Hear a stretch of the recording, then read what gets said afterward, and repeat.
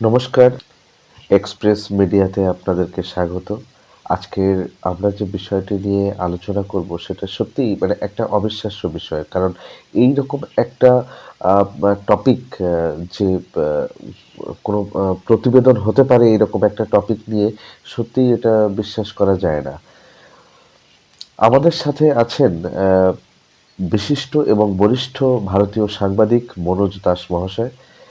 তার সাথে আমরা কথাবার্তা বলছি, তার সাথে আমরা কথাবার্তা বলেছি। তো তিনি এইরকম একটা টপিকের উপরে কথা বললেন বা খবরটা আমরা পাওয়া মাত্র যে ধরনের রিয়াকশন আপনাদের মধ্যে হচ্ছে একই রকম ঠিক একই রকম রিয়াকশন কিন্তু আমার মধ্যেও হয়েছিল। কারণ ভারত বাংলাদেশকে ফেরত চায়, এটা আবার কি ধরনের কথা? এরকম হতে পারে নাকি? বা কোন যুক্তিতে, যদি এটা হয়ও তাহলে কোন বিশেষ যুক্তি আছে বা কোন বিশেষ আন্তর্জাতিক নিয়ম আছে যেটার মাধ্যমে এটা হতে পারে? তো আমরা সেই বিষয় নিয়ে কথাবার্তা বলবো।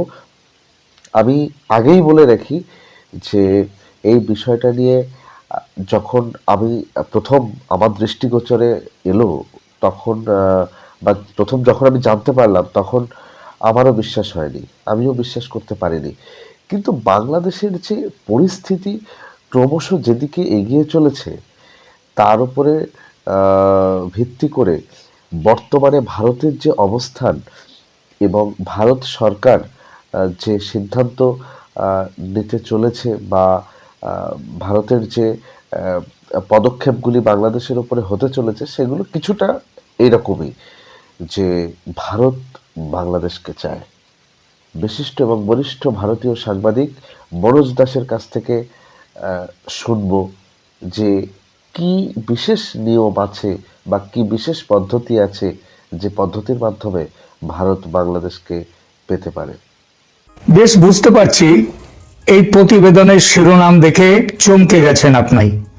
খবরটা যখন প্রথম আসে আমার কাছে আমি নিজেও কম চমকে যাইনি। ভেবেছি এ আবার কি রকম পাগলের মতো কথা, বাংলাদেশ আবার কি করে ভারতের যুদ্ধে যে তার সম্পত্তি হয়। 1971-এর মুক্তিযুদ্ধে ভারত তো বাংলাদেশের মুক্তিযোদ্ধাদের সহায়ক শক্তি ছিল মাত্র, সে কি করে বাংলাদেশের মালিক হবে? 54 বছর হলো জন্ম নিয়েছে বাংলাদেশ, কিন্তু এমন আজগুবি কথা তো কোনোদিন শুনিনি। এমনকি এমন অদ্ভুত দাবি তো কোনোদিন করেনি ভারত। তাহলে আজ এমন কথা কেন? আবার শোনা যাচ্ছে নিজের সম্পত্তি শুধু বলে দাবি করা নয়, নিজের সম্পত্তির দখল নেওয়ার কথাও নাকি ভাবছে ভারত। এটাও তো আরেক অদ্ভুত কথা। দুনিয়া থেকে আন্তর্জাতিক আইন কানুন সব উঠে গেল। যে সূত্র থেকে পেলাম খবরটা তাকে জিজ্ঞেস করলাম মানে কি এসব কথার, মানে বলতে কোন যুক্তিতে এসব কথা ভাবা হচ্ছে বা বলা হচ্ছে। এবং তিনি তখন এই বক্তব্যের সপক্ষের যুক্তিগুলো বললেন। সেগুলো শুনলাম যখন, তখন গাঁজাখুরি ভাবনা বলে সহজে এড়ানো গেল না। প্রিয় দর্শক, আপনারাও শুনুন সেই যুক্তিগুলো এবং জানান আপনাদের নিজেদের অভিমত। দেখুন, বাংলাদেশ ভারতের সম্পর্ক এখন পয়েন্ট অফ নো রিটার্নের জায়গায় চলে গেছে। বিশদে বলার দরকার নেই, আপনারা সব জানেন। পরিস্থিতি এতটাই বিপজ্জনক যে এমন একটা ভাবনা ভারতীয় নেতৃত্ব ভাবতে শুরু করেছেন যা সাধারণভাবে চিন্তায় আনা যায় না, যা এক কথায় অকল্পনীয়। গত 54 বছরে ভারতের ভাবনায় এই কথা ওঠেওনি কোনোদিন, কিন্তু এখন এই 2025 সালে উঠছে, অল্প করে হলেও উঠছে। আমি ইতিমধ্যে এই ভাবনাটি সম্পর্কে অকল্পনীয় শব্দটি ব্যবহার করে ফেলেছি। এবার এর সঙ্গে যোগ করব আর একটি বিশেষণ।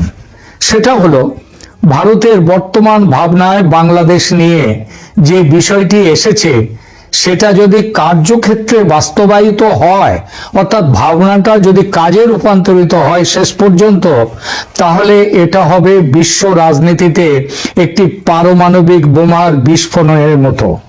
কি ভাবছে ভারত বলবো সে কথা, তবে তার আগে কয়েকটি বিশেষ বিষয়ের দিকে আপনাদের দৃষ্টি আকর্ষণ করব। প্রথমে 71-এর যুদ্ধ। এই যুদ্ধটা কার বা কাদের মধ্যে ছিল, কেন ছিল? আমরা ভারতের মানুষ এবং বাংলাদেশের মানুষও এতদিন জেনে এসেছি যে পাকিস্তানের শাসন থেকে 1971 সালে পূর্ব পাকিস্তানের মানুষের মুক্তির সংগ্রামে ভারত ছিল সহযোগী বন্ধু। ভারতের সহযোগিতায় পূর্ব পাকিস্তানের মানুষ লড়াই করে দেশ স্বাধীন করেছে। কিন্তু বাংলাদেশেরই কিছু সংখ্যক বুদ্ধিজীবী ও সুশীল সমাজের মানুষ অনেক দিন ধরে বলে আসছেন ভারত তার নিজের স্বার্থে পাকিস্তানকে দ্বিখণ্ডিত করার জন্য 71-এর যুদ্ধ করেছিল। অর্থাৎ পাকিস্তান দুভাগ হয়ে এই যে নতুন দেশ বাংলাদেশের জন্ম হলো, এটা কোনো মুক্তিযুদ্ধ নয়। এটা বলছে কারণ বাংলাদেশের একটা বড় সংখ্যক লোক ভারতের ষড়যন্ত্রের ফল মাত্র এইটা বলছে। আমি আশা করি এটা যে মিথ্যা বলছি না সেটা আপনারাও জানেন, এসব কথা সত্যিই উঠেছে। এই যে ন্যারেটিভ, এটা যে নতুন করে হঠাৎ এসেছে তা নয়, বেশ কিছু বছর ধরেই শোনা যাচ্ছিল।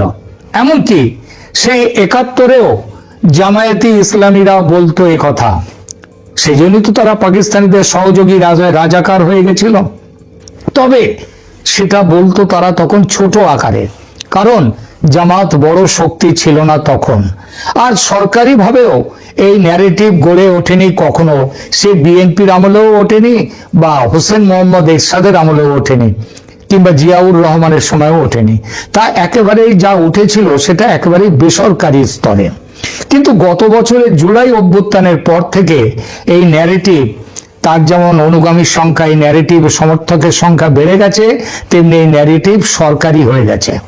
বর্তমান শাসক হয়ে যারা আছেন তাদের সহযোগী ইসলামী দলগুলি, এনসিপি, এবি পার্টি ইত্যাদি, এবং সেই সঙ্গে বাংলাদেশের এক বড় সংখ্যক বুদ্ধিজীবী ও সুশীল সমাজের মানুষ স্পষ্টভাবে ঘোষণা করেছেন মুক্তিযুদ্ধ বলে আসলে কিছু নেই, ছিল না। ভারতের চক্রান্তেই পাকিস্তান দ্বিখণ্ডিত হয়েছে, যার সহজ অর্থ হলো বাংলাদেশের জন্ম হয়েছে মুক্তিযুদ্ধের ফলে নয়, ভারতের ষড়যন্ত্রে। ভারত পাকিস্তানকে যুদ্ধে হারিয়ে বাংলাদেশের এই পাকিস্তানকে বাংলাদেশ থেকে, মানে পূর্ব পাকিস্তান থেকে তাড়িয়েছে।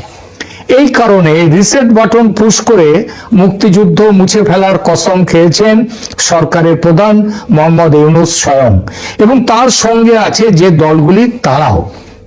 এদের মধ্যে বিএনপি দলটিকেও কিছু পরিমাণে নেওয়া যায়, কারণ বিএনপি অনেকটা কিরকম জানেন, বিএনপি অনেকটা হলো সেই জলে নামবে কিন্তু চুল ভেজাবে না গোছের রাজনীতি করে। তারা মুক্তিযুদ্ধের পক্ষে যেমন, তেমনি আবার পাকিস্তানের পক্ষে। মুক্তিযুদ্ধের বিরোধী জামাত, তাদেরকেও শয্যাসঙ্গী করেছে এরা। অর্থাৎ সেই যে আছে না স্বর্ণলতায়, আমি দুধও খাবো তামাকও খাবো, স্বর্ণলতা নয়, এটা অন্য একটি আলালের ঘরে দুলালে উপন্যাসে আছে কথাটা। এই জন্য বাংলাদেশ ভারতের কাছে 71-এর ঋণ তো স্বীকার করেই না, বরং আবার নতুন করে বাংলাদেশ পাকিস্তান হতে চাইছে। পূর্ব পাকিস্তান, ভারতের সঙ্গে শত্রুতা এবং পাকিস্তানের সঙ্গে মিত্রতা, এই হলো বর্তমান বাংলাদেশের নীতি। এ কারণে ভারতের বিরুদ্ধে অকথা কুকথার বন্যা, ভারতের পূর্ব উত্তর পূর্ব অংশ দখল করে নেয়ার হুমকি, ভারতের বিচ্ছিন্নতাবাদীদের বাংলাদেশে আশ্রয় দেয়া, ভারতীয় হাই কমিশনারকে লাথি মেরে বিদায় করা, আর পুরো ভারত জুড়ে তাদের সেই সাম্রাজ্য তৈরি করা, এইসব কথাগুলো উঠছে প্রকাশ্যে।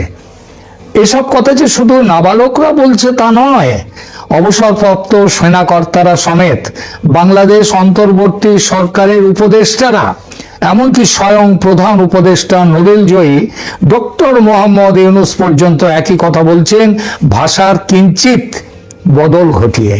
এই প্রেক্ষিত মাথায় রেখে আসুন 71-এ আবার ফিরে যায়।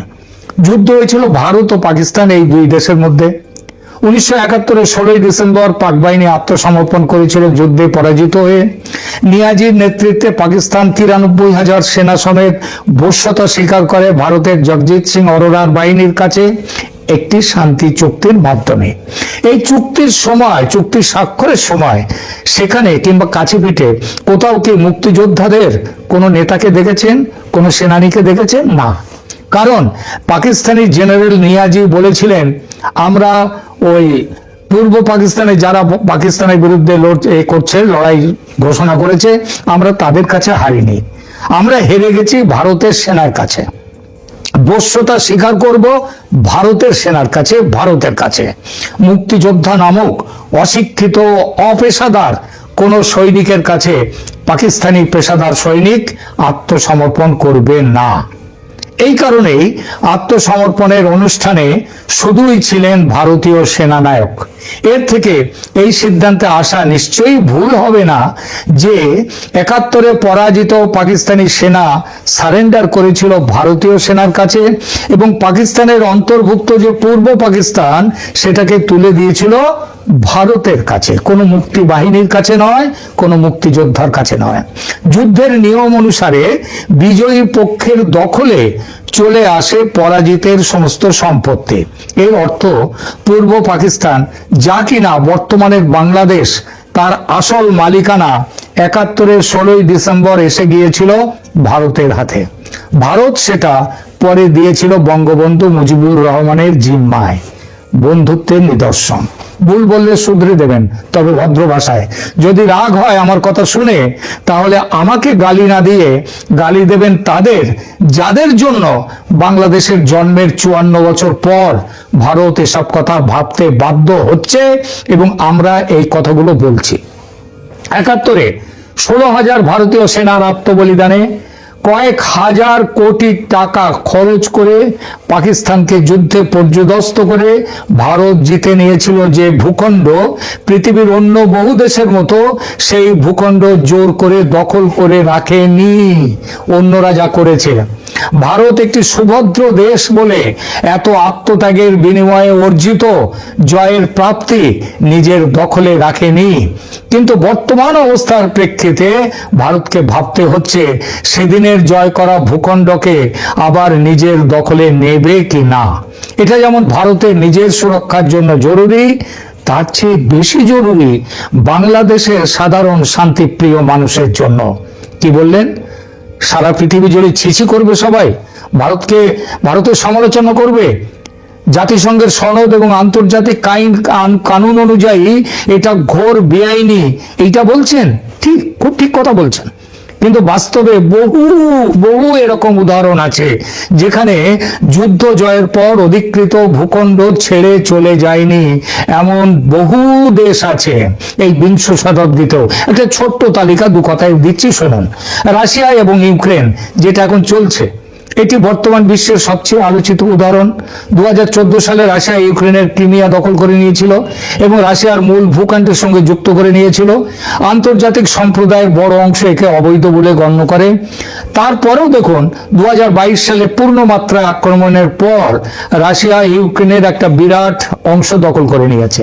ডনেটস্ক, লুহানস্ক, খেরসন, জাপোরিজিয়া, এইসব অঞ্চলগুলো রাশিয়া তাদের নিজেদের অংশ বলে দাবি করেছে। এমনকি কয়েকটি জায়গায় তো ভোট পর্যন্ত করে সেখান থেকে মানুষের কথা নিয়ে এসছে যে তারা রাশিয়ার সঙ্গে থাকতে চায়। দ্বিতীয় উদাহরণ দিই ইসরায়েলের। দেখুন, ১৯৬৭ সালের ৬ দিনের যুদ্ধে সেই সময় থেকে ইসরায়েল বেশ কিছু এলাকা নিজেদের নিয়ন্ত্রণে রেখেছে। এই এলাকাগুলো আগে জর্ডানের ছিল, বর্তমানে এখানে ইসরায়েলি বসতি এবং সামরিক নিয়ন্ত্রণ। আরো আছে গোলান মালভূমি, এটা সিরিয়ার ভূখণ্ড ছিল। ১৯৮১ সালে ইসরায়েল এটা নিজেদের দখলে নেয় যুদ্ধ করে। ৩ নম্বর উদাহরণ দিচ্ছি মরক্কো। পশ্চিম সাহারা, উত্তর পশ্চিম আফ্রিকার একটি বিতর্কিত অঞ্চল। ১৯৭৫ সালে স্পেন এই এলাকা ছেড়ে চলে যাওয়ার পর মরক্কো এই এলাকার ৮০% এলাকা নিজেদের দখলে নিয়েছে। এরপরে আসি, এগুলো কিন্তু সবই কিন্তু জাতিসংঘ, সারা বিশ্ব তার প্রতিবাদ করেছে, কানে তোলে নি কেউ। চতুর্থ উদাহরণ দিই তুরস্ক। ১৯৭৪ সালে সাইপ্রাসে একটি অভ্যুত্থানের প্রতিক্রিয়ায় তুরস্ক দেশটির উত্তর অংশে তুরস্ক এসে এই দেশটির সাইপ্রাসে সামরিক অভিযান চালায়, অনেকটা বাংলাদেশের মতো, পূর্ব পাকিস্তান বাংলাদেশ। এরপর থেকে সাইপ্রাস দ্বীপের একটা অংশ তুরস্ক দখল করে নেয়, যার নাম এখন হচ্ছে তুর্কি রিপাবলিক অফ নর্দার্ন সাইপ্রাস, যা কেবল তুরস্ক ছাড়া আর কোনো দেশ পৃথিবীর যাকে স্বীকৃতি দেয়নি। আন্তর্জাতিকভাবে এটা এখনো সাইপ্রাস প্রজাতন্ত্রের অংশ, কিন্তু দখলে আছে কার? তুরস্কের। এরপরে দেখুন ভারতের ঘরের মাঠে আসুন এবার। 1962 সালের ভারত চীন যুদ্ধের পর থেকে চীন ভারতের এক বিশাল ভূখণ্ড, যার নাম আকসাই চীন, নিজেদের দখলে রেখেছে। এবং এই অঞ্চলটা কিন্তু কম নয়, 38,000 বর্গ কিলোমিটার, যা সুইজারল্যান্ডের মতো একটি দেশের মতনই বড়। আকসাই চীন ছাড়াও অরুণাচল প্রদেশের পর্যন্ত চীন বলছে যে এটা তাদের অংশ, তাদের সেই দাবি এখনো করে যাচ্ছে। তাতে কে কি, পৃথিবীর কে কোথায়? রাশিয়ার সিকিউরিটি কাউন্সিলের পার্মানেন্ট মেম্বার চীনও তাই। সুতরাং কে কি বলবে সেটা আদৌ কোনো বিষয় নয়। আর পূর্ব পাকিস্তান বা বাংলাদেশের ক্ষেত্রে ভারতের তো ন্যায্য অধিকার আছে। ওই যে আগেই বললাম, 71-এর যুদ্ধের পর পরাজিত পাকিস্তান তার এই পূর্ব পাকিস্তানকে ভারতের হাতে তুলে দিয়ে চলে গিয়েছিল। ভারত সেটা তুলে দেয় বন্ধু মুজিবুর রহমানের হাতে, এবং ভালো মানুষের মতো মুজিবুর রহমানের কথায় সমস্ত সেনা প্রত্যাহার করে ফিরে এসেছিল, 1 ইঞ্চি জমি নিজেদের দখলে রাখেনি। তারপরেও হচ্ছে কিনা বলা হচ্ছে ভারত প্রভুত্ববাদী, ভারত শোষণ করছে বাংলাদেশকে, লাঠি মেরে তাড়ানো হবে ভারতের হাই কমিশনারকে। বাংলাদেশের বর্তমান নেতৃত্ব যা করছে ভারতের বিরুদ্ধে, তাতে ভারত একান্ত সভ্য ও ভদ্র দেশ বলে চুপ করে আছে। কিন্তু আর বোধহয় ভদ্র থাকা সম্ভব হচ্ছে না ভারতের পক্ষে। গত পরশুর প্রতিবেদনে বলেছিলাম, বাংলাদেশের সামরিক অভিযানের ব্যাপারে ফয়সালা নিয়ে ফেলেছে ভারত। সেনাকে সবুজ সংকেত দিয়ে দিয়েছেন ভারতের রাষ্ট্রপতি, যে কোনো দিন ভারত ঝাঁপিয়ে পড়তে পারে। প্রতিবেদনে বলেছিলাম রংপুর ও চট্টগ্রাম নিয়ে নেয়ার পরিকল্পনাও আছে ভারতের। কিন্তু শুধু এটুকু নয়, একটা প্রবল মত এমনও আছে ভারতের নেতৃত্বের উঁচু মহলে, যারা চাইছে 71-এ যে দেশ দখল করে নিয়েছিল ভারতীয় সেনা, যে ভূখণ্ডকে ভারতের হাতে তুলে দিয়ে চলে গিয়েছিল পাকিস্তান, সেই ভূখণ্ডে নিজেদের ন্যায্য অধিকার পুনরায় কায়েম করবে ভারত। বাংলাদেশ সেনা প্রতিরোধ করবে? ভারতের সেনার সামনে বাংলাদেশের সেনা সে প্রতিরোধ বালির বাঁধ। বাংলাদেশের জনগণ প্রতিবাদে ফেটে পড়বে? ফাটবে না। যেমন শেখ হাসিনার 16 বছরের ওই গত বছরের জুলাই ছাড়া বাকি অংশ জনগণ ফেটে পড়েনি, চুপচাপ বসেছিল ঘরে, তেমনি কিংবা তারা শান্তিতে ছিল, এখনো তারাই তাই থাকবে, ফাটবে না, ঘরে বসে যাবে সব। ভারত যদি অধিগ্রহণের পক্ষে ভোটাভুটি চায়, এবং সেটা করবার ইচ্ছাও নাকি আছে, তাহলে দেখা যাবে বেশিরভাগ মানুষ বলবে আমরা ভারতের একটি অঙ্গরাজ্য হয়ে থাকতে চাই। ধর্ম, হিন্দুদের অধীনতা মানবে বাংলাদেশের মুসলিম জনতা, এইটা বলছেন? কেন মানবে না? বাংলাদেশে যত মুসলিম আছে তার চেয়ে অনেক বেশি মুসলিম আছে ভারতে। ভারতের একাধিক রাজ্য মুসলিম সংখ্যাগরিষ্ঠ, তারা কি ভালো নেই? ভালো আছে, বাংলাদেশের থেকে অনেক অনেক গুণ বেশি ভালো আছে। সবচেয়ে বড় কথা, প্রতিবাদ, প্রতিরোধ, নাশকতা রোধ করার ক্ষমতা আছে ভারতের। এই চেষ্টা কি হয়নি ভারতের মাটিতে? আগে হয়েছে, কিন্তু লাভ হয়নি, ফুৎকারে উড়ে গিয়েছে সব। বাংলাদেশের বিচ্ছিন্নতাবাদীদের, জঙ্গিদের বেলাতেও ফুৎকারে উড়ে যাবে।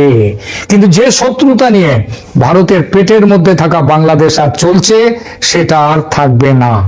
এটাই ভারতের স্বস্তি। আপাতত এটুকুই, ধন্যবাদ।